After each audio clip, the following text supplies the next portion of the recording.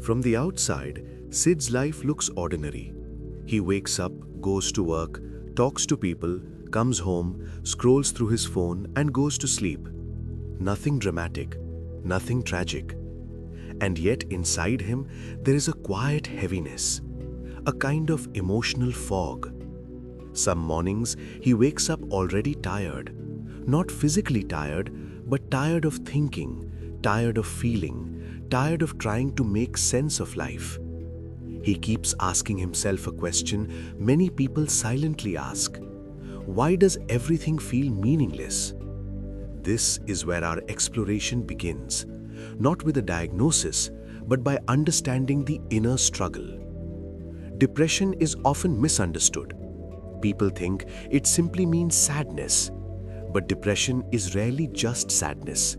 It is a combination of loss of energy, loss of meaning, and loss of psychological flexibility. A depressed mind often gets trapped in repetitive loops. I'm not good enough. Nothing will change. What is the point of trying? These thoughts repeat so frequently that they begin to feel like facts. Modern psychology has developed many approaches to help people deal with this condition. One of the most powerful among them is acceptance and commitment therapy, often abbreviated as ACT. Psychologist Stephen Hayes developed ACT, and its central idea is surprisingly simple. It does not try to eliminate painful thoughts. Instead, it teaches people how to live a meaningful life even when pain is present. And that shift in perspective changes everything.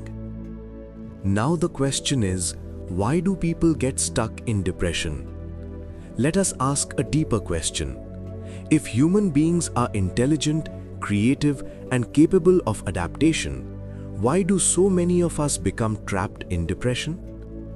The answer lies in how the human mind works. Our brain is designed to detect problems and avoid pain. This ability helped our ancestors survive.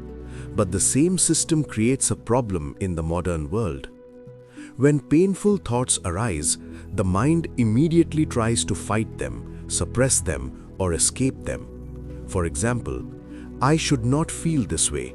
I must stop thinking like this. I need to get rid of these feelings. Ironically, the more we try to eliminate these thoughts, the stronger they become.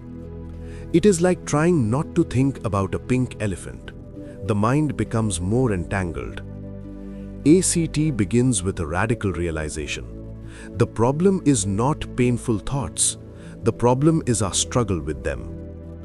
Acceptance and commitment therapy is built on a few powerful assumptions. First assumption: pain is a normal part of human life. No life is free from disappointment, loss, rejection, or uncertainty. Trying to create a pain-free mind is unrealistic. Second assumption: thoughts are not facts. The human mind produces thousands of thoughts every day. Many of them are inaccurate, exaggerated, or simply habitual patterns. But when depression takes over, we begin to treat these thoughts as the absolute truth. I am a failure. My life has no value. Nothing will improve. ACT teaches us to see thoughts as mental events, not reality. Third assumption: meaningful living reduces suffering more effectively than emotional control. Instead of obsessively trying to feel better, ACT encourages people to focus on living better. Ironically, when people start living according to their values, emotional relief often follows naturally. ACT works through 6 interconnected psychological processes. We call them the 6 pillars of ACT. You can imagine them as 6 pillars that support mental flexibility. Pillar number 1 is acceptance. Acceptance does not mean liking pain. It means allowing uncomfortable emotions to exist without fighting them. If sadness appears, we acknowledge it. If anxiety appears, we observe it. Instead of saying, "This should not be happening," we say, "This is what my mind is experiencing right now." That simple shift reduces internal struggle. Pillar number 2 is cognitive diffusion. In depression, people fuse with their thoughts.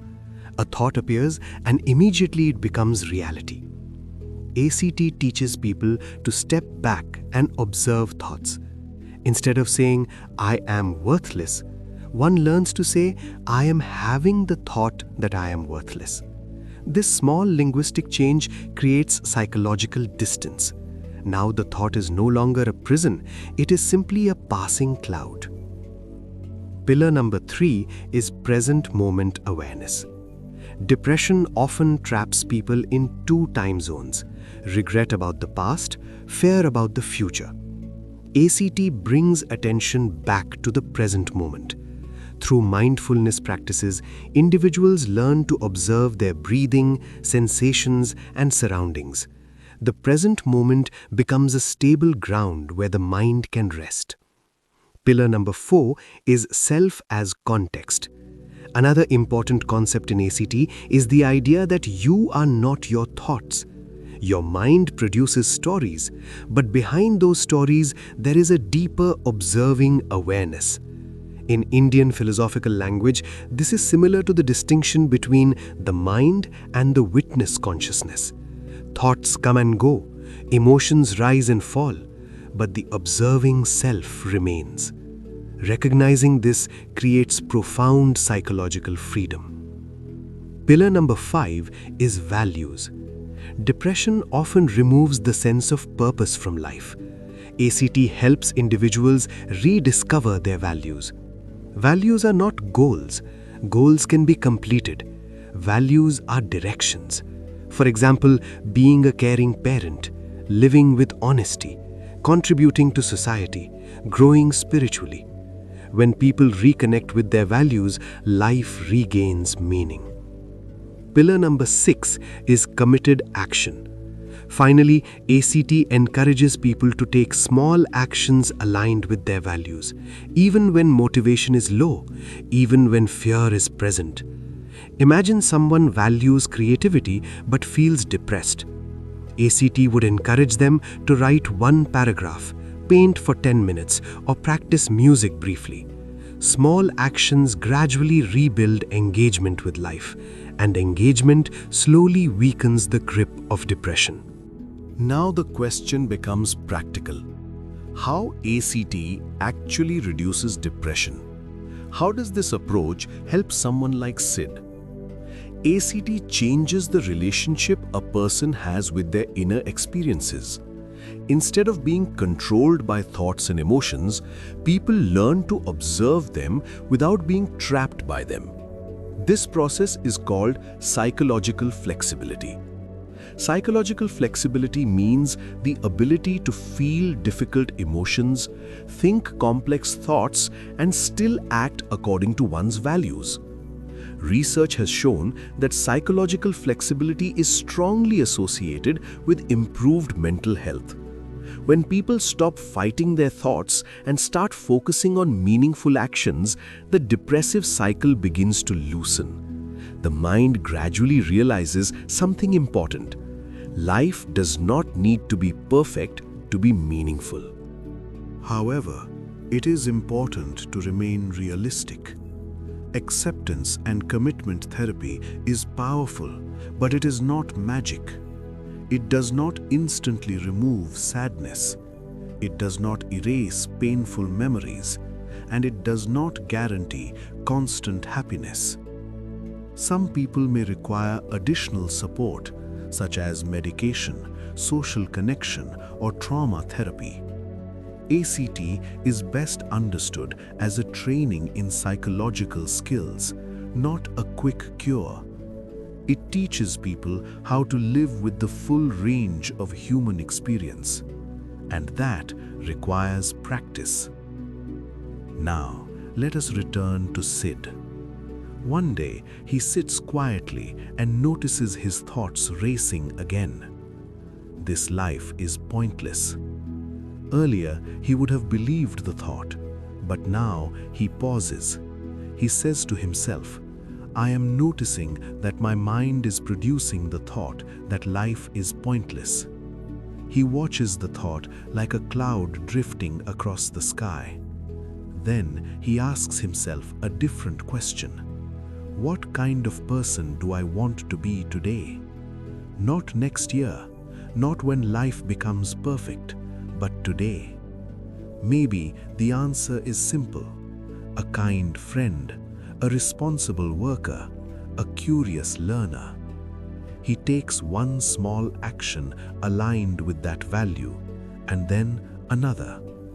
The depression does not disappear overnight, but something subtle begins to change. The mind is no longer the master. Life itself becomes the teacher. And slowly, Sid realizes something profound. Happiness was never meant to be the goal. Meaning was. And when a person begins to live with meaning, even painful emotions lose their power to dominate the entire story of life. That is the quiet wisdom at the heart of acceptance and commitment therapy. Not the elimination of suffering, but the rediscovery of a life worth living despite it.